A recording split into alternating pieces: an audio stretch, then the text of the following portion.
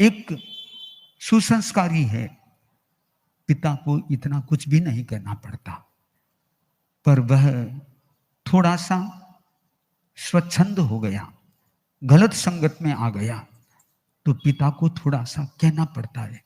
स्थिति तो यह है कि वर्तमान में कहना थोड़ा-सा कठिन हो रहा है, और वो कठिन क्यों हो रहा है, इसका रीज़न क्या?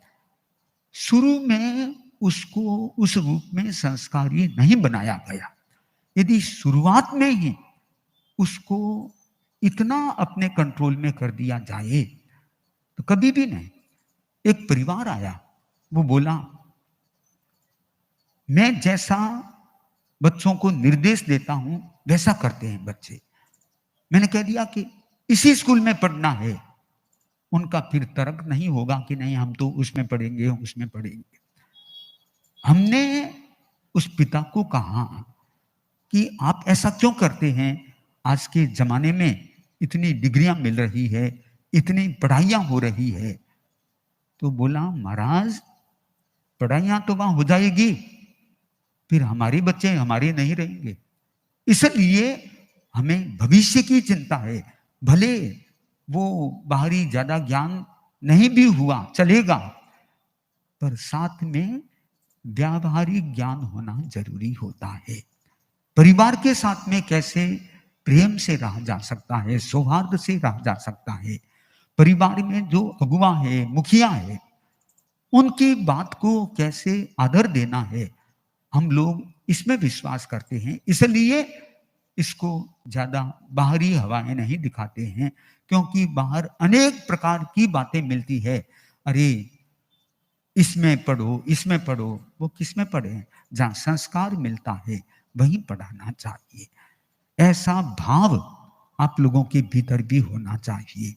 यदि परिवार में एक दूसरे को सहा जाता है, एक दूसरे को कहा जाता है, तो शांति से रहा जाता है। यदि परिवार में कहीं पर भी थोड़ा बहुत भी सहन करने की क्षमता नहीं है, वात्सल्य नहीं है, प्रेम नहीं है, वहां पर परिवार के टूटने में भी टाइम नहीं लगता है। परिवार चाहे आपका हो, हमारा हो, एक ही बात है। हम अध्यात्म साधना में संलग्न है। एक यहां मिल करके अनेक सदस्य एक एक परिवार रूप में बने हैं, तो वह भी एक सिस्टम होता है।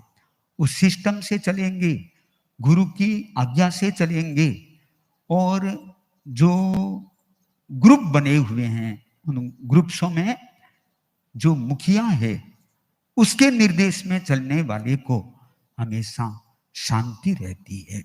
खुद को भी शांति रहती है, ग्रुप्स को भी शांति रहती है। यही बात परिवार के संदर्भ में है। परिवार में भी एक दूसरे की बात को स्वीकार किया जाएगा। छोटी छोटी बात को लेकर के ज्यादा मन भारी नहीं बनेगा। कोई बात नहीं, बड़ों का अधिकार है, वे कहेंगे, उनका कहना हमारे हितकर होता है।